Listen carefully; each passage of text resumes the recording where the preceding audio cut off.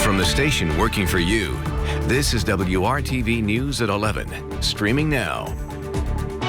Thank you for joining us. I'm Amanda Starrentino. Storms continue to move through central Indiana. Chief Meteorologist Kevin Gregory joins us now with what to expect overnight. Kevin. And they're moving over the same areas, which means that increases our flooding threat across areas from Lafayette to Muncie and Marion. As we go through the overnight, damaging wind is a low threat. Flooding is a greater threat. An additional 1 to 2 inches of rain is possible. We've already had that in spots. Frankfort to Tipton to northern Madison County, then Delaware County around Muncie. All of these storms are moving from west to east. There are no severe storms at this time. We have several flood advisories. Take you through the timeline. It's happening now. Then we go a few hours. By the time we get to 3 a.m., starting to weaken, but still rain over the same area. By the time we wake up, the rain threat will have pushed north of central Indiana. So again, overnight, lots of lightning. Flooding threat is there. Can't rule out some isolated gusty winds with the storms. We'll talk about our focus for Tuesday and Wednesday coming up. Starting at midnight, bars and nightclubs will be allowed to reopen in Marion County. That may sound like good news, but WRTV's Cornelius Hawker learned for many business owners, the restrictions that come with the reopening are no reason to celebrate. Many of the businesses you see with outside seating and dining that most would consider bars have actually been operating as restaurants for the past few months. Because they serve food, they were able to reopen when restaurants got the green light from Marion County. But for places like Weeble's Bar and Grill on the northeast side, it has been a rough go for these last several months. You can imagine how bad it is. Mina Hawkins, the owner, tried to operate under the restrictions put in place by Marion County to no avail. Selling only carry out for food can't even make a light bill. Now, she's worried about the future of this place that she's owned for 40 years, and she knows there are other small business owners like her. They keep doing this way. We all have to shut it down. We cannot pay the bill. And while Marion County is allowing bars and nightclubs to reopen, Mina tells me the 25% capacity and no bar seating isn't going to help businesses like hers. Just come down and sit down and watching TV. They might as well stay at home, no entertainment or nothing.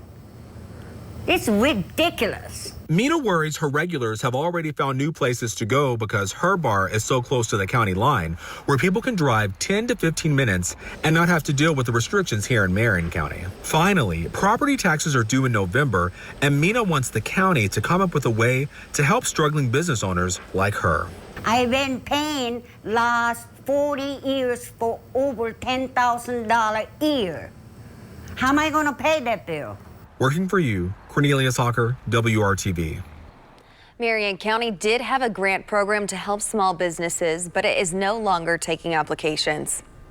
Barriers blocking off parts of Mass Ave and Broad Ripple are scheduled to be removed starting tomorrow. The popular areas will reopen to traffic. They have been closed to drivers since May to create space for outdoor dining and give visitors more room to stay socially distant.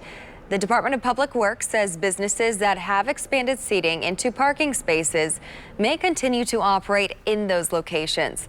Last week, Indianapolis Mayor Joe Hogsett said it's not possible to permanently close those streets right now because it would be too costly under the city's parking meter contract. Tomorrow, Mayor Hogsett will make an announcement about funding for rapid rehousing in the city. Rapid rehousing is a strategy to help people experiencing homelessness obtain housing quickly, increase self-sufficiency, and stay housed.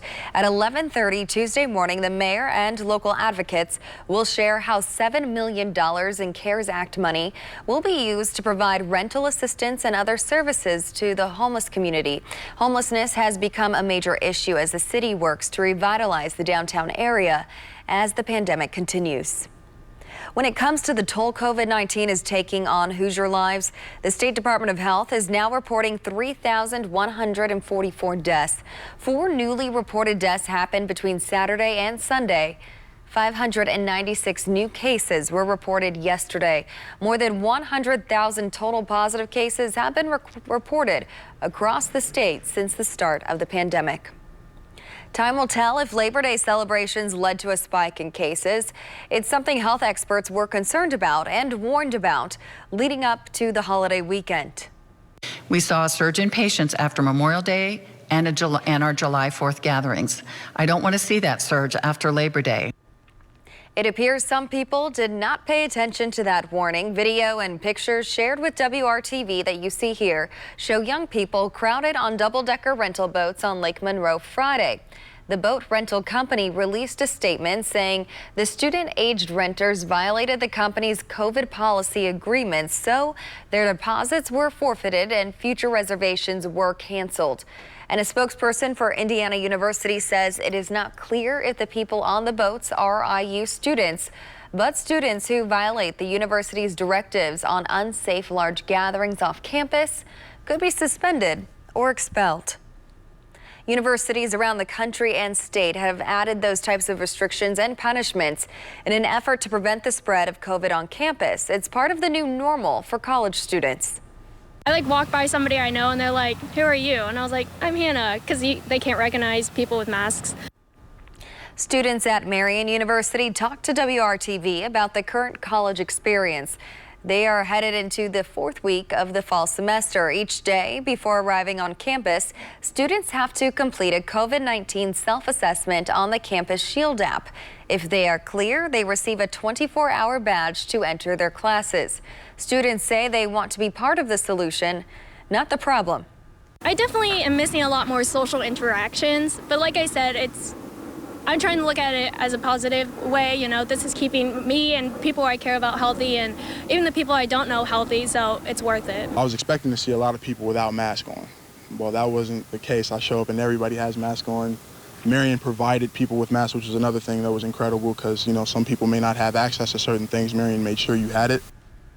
Marian University serves about 5,000 students. Around 1,000 live on campus.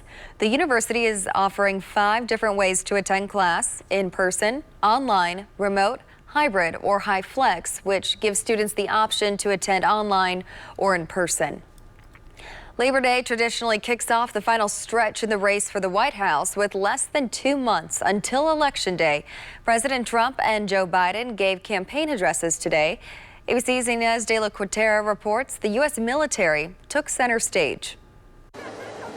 Democratic nominee Joe Biden hitting the campaign trail in Pennsylvania, slamming President Trump over allegations made in The Atlantic magazine, claiming the president denigrated American war dead as losers and suckers. ABC News has not independently confirmed the accusations in the article. I'll tell you something.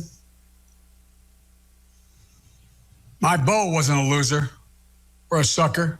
Biden voicing his contempt for Trump's reported remarks by referencing his late son, Beau, who served in Iraq. He didn't serve with losers and suckers. He served with heroes. Biden also releasing this new ad featuring veterans reading parts of the article. You can't love the military and call someone who got killed a sucker. As the president continues to deny the allegations. The story is a hoax written by a guy who's got a tremendously bad history. Trump adding that while some of our forces stand by him, military leaders may not. I'm not saying the military is in love with me. The soldiers are. The top people in the Pentagon probably aren't because they want to do nothing but fight wars. Delivering a campaign speech at an official White House event, Trump trying to change the subject, firing back at his opponent, calling Biden stupid, claiming Biden wanted to get the U.S. into endless wars, and hitting him on the economy. Joe Biden, the radical socialist Democrats would immediately collapse the economy. If they got in, they would collapse. The former vice president courting union members in Pennsylvania, blasting Trump's record on labor. The only thing standing in the way of us getting for people to be in a position where they actually have the ability to make a decent wage is to make sure that we remove the guy who's there right now. Today, both vice presidential candidates made dueling visits to the key swing state of Wisconsin. Vice President Pence speaking to employees at the Dairyland Power Cooperative, and Senator Kamala Harris meeting with the family of Jacob Blake. Inez de la Cuetara, ABC News, Washington. A new initiative encouraging Hoosiers to vote is now on the clock. Pacers Sports and Entertainment is teaming up with Indiana's Secretary of State for the Beat the Buzzer statewide campaign. It aims to raise awareness and increase turnout for the general election. It will focus on informing Hoosiers about key dates and deadlines leading up to November 3rd. The Marion County Election Board recently announced that Bankers Life Fieldhouse will serve as a vote center on Election Day. Hiring Hoosiers is WRTV's commitment to connecting you to job opportunities. Kroger is holding a job fair on Wednesday. It goes from 10 to 3 at the Kroger Training Center at 8040 Castaway Drive in Castleton. The company plans to hire more than 150 people at stores in northern Indianapolis and Hamilton County. Positions include pickup clerks, bistro clerks, overnight clerks, meat cutters, cake decorators, and more. And Lou Malnati's will hold hiring events tomorrow and Thursday from noon to 6. The legendary Chicago Deep Dish Pizzeria is opening a location in Carmel, the first in Indiana. It is set to open in October at 11435 Spring Mill Road. That's where the hiring events will be held. For more information about those opportunities, job openings at Kroger and more, go to hiringhoosiers.com. Coming up, you've seen it in Indianapolis and around the country. Now the power of art is helping heal fresh emotional wounds in another city. And a little later, I had to spend the day of my anniversary in a funeral home making arrangements. Why a grieving widow is making it her life's mission to educate others about getting a common, potentially life-saving vaccine.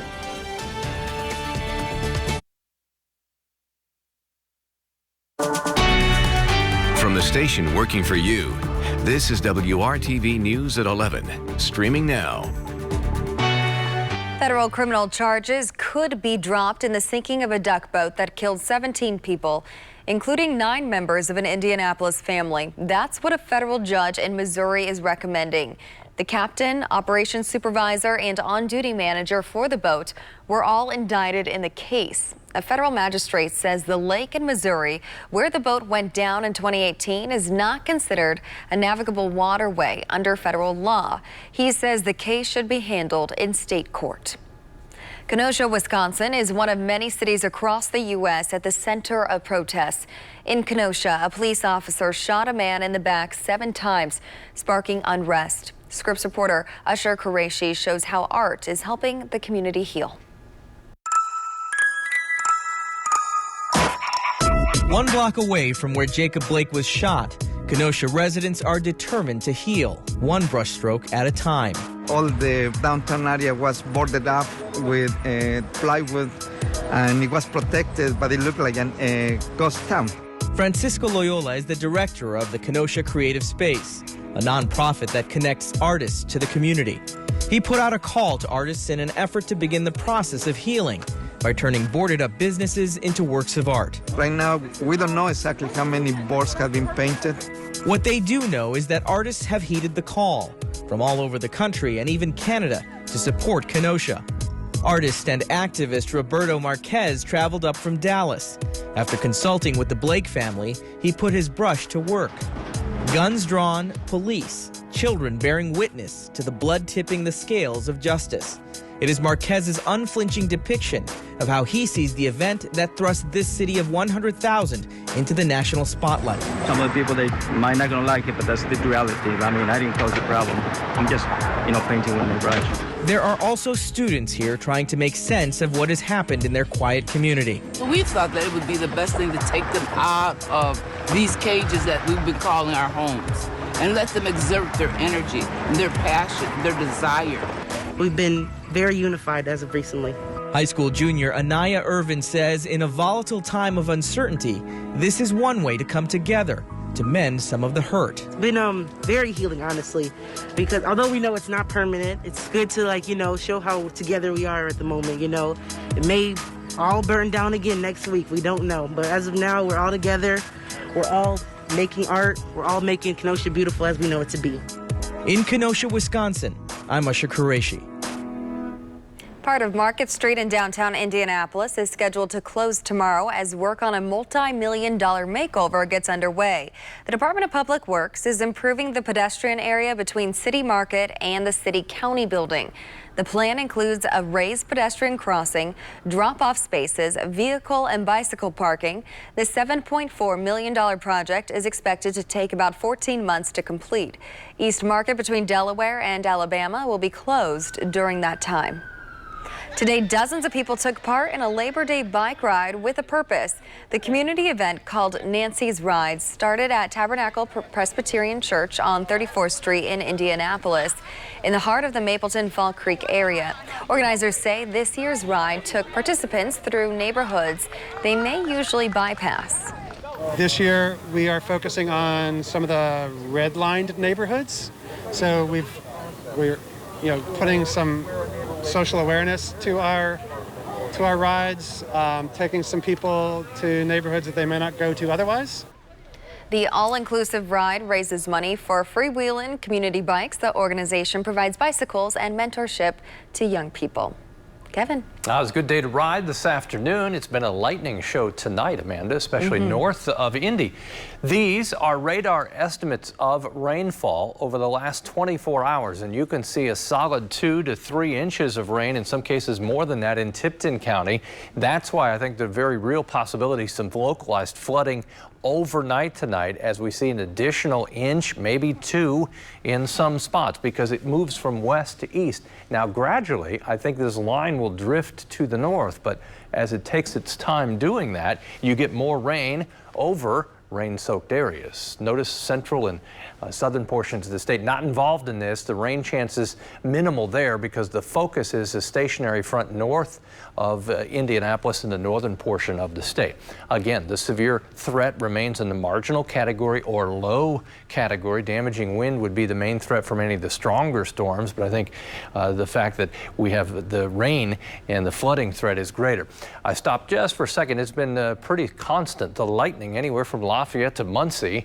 Temperatures, they're locked in the 70s, 76 degrees. The temperature in Greenwood, 75 in Bloomington. Tomorrow, thunderstorms not a part of the forecast. If we see any, it'll be northern third of the state, northwest portions of the state. Temperatures, they'll zoom into the upper 80s for the afternoon high. It's possible Terre Haute, Bloomington hit 90. Notice cooler temperatures there, where I do think we'll see more in the way of thunderstorms once you get northwest of a Lafayette, Monticello line. 7 o'clock in the morning, not much happening. We just let this run out through the day Tuesday, through the day Wednesday, just to show you that rain is not a part of the forecast. It's more about the temperatures and the humidity. Those are the 2 warmest days within the 7-day forecast. You'll feel a change as we get to Thursday and beyond. Wednesday, again, temperatures upper 80s. The wind will be light, generally speaking 10 miles per hour or less. Mid 80s to the north, right at the upper 80s, close to 90 anywhere from Indianapolis on south to Bedford and Seymour. Thursday, a noticeable change. 81 degrees. Temperatures on Friday stay in the 70s. 7-day forecast, we've got our ongoing storms now. They probably last till about 3 a.m. in the viewing area up to, say, Peru, Logansport, Monticello. Tomorrow, Wednesday, Thursday, rain chances very low, temperatures pretty high until Thursday. Then we're consistently struggling to hit 80 degrees. That chance of thunderstorms Saturday and Sunday, just 40%. Amanda? Thanks, Kevin. The Colts plan to release specific information about this week about health and safety procedures for 2020 home games. That includes requirements for fans and employees. This follows Friday's announcement that up to 2,500 fans will be allowed at Lucas Oil Stadium for the home opener on September 20th. The Colts say they determined the attendance number after discussions with the Marion County Public Health Department. Capacity for other games is still being decided. And we'll be right back after this break.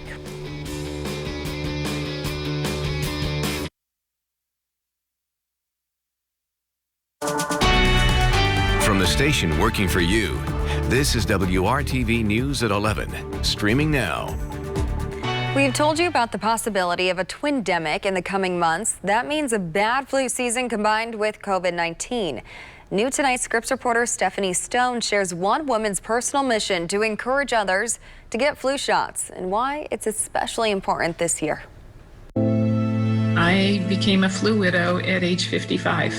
This is not the retired life that Lisa Rasmussen was supposed to be living. I had to spend the day of my anniversary in a funeral home making arrangements. 4 days before their 29th wedding anniversary, Paul passed away at the age of 57. That was in April of 2016. 4 years later, it's still painful for Lisa. She's still grieving, and she's angry. So I think I'm always going to be a bit mad at him because his death was preventable, because he didn't listen to me when I tried to talk him into getting flu vaccines. She spends her time traveling and advocating for families fighting flu. The national nonprofit is dedicated to increasing vaccination rates and advocating on behalf of families who have lost loved ones to influenza. Maybe it's my revenge. I shouldn't really call it revenge, but it's my way of dealing with it, and it's dealing with the anger and the frustration and the grief that I have, because I just don't want to see, I don't want other people to have to go through what I did. Every year there's the people who refuse to get the flu shot anyway. So how can you convince those people to come back in and get the flu shot when it's a population that wouldn't be interested regardless? The people who adamantly refuse to get the flu vaccine, that's actually a small percentage. It's not a large percentage. For the other people who end up not getting the flu vaccine, a lot of times it's because flu is a vaccine of convenience. This is Dr. LJ Tan. He's the Chief Strategy Officer for the Immunization Action Coalition. It's the largest private sector nonprofit that helps educate and support healthcare providers about all immunizations, including the flu. Dr. Tan joins other experts who are worried about this year's seasonal flu. We don't want flu and we don't want COVID-19 together. And there are reasons for that, right? So we've got chronic diseases that we know if you've got a chronic illness, COVID-19 has a serious negative impact on you. We also know that's true of flu. The flu vaccine covers 4 strains and will either protect you entirely or reduce your chances of getting severe or serious influenza. The other theory that's out there is that we may have a very quiet flu season because everybody's so well protected and wearing masks and social distancing and staying out of school. So it's in fact possible that we may not have a very strong flu season. I hope that is so true. I am praying for that outcome, right? But here's the problem. If I pray for that outcome, if that outcome happens, everyone's going to tell me, so why were you crying Chicken Little? Why were you getting all of us vaccinated against the flu? But I don't know if that's the outcome, right? It's why we gambling. We have a vaccine that's safe, that's effective. Save the ventilators for the people that have COVID. COVID aside, Lisa does one thing every fall. On October 4th, she gets the flu shot in honor of her late husband's birthday. I'm Stephanie Stone, reporting.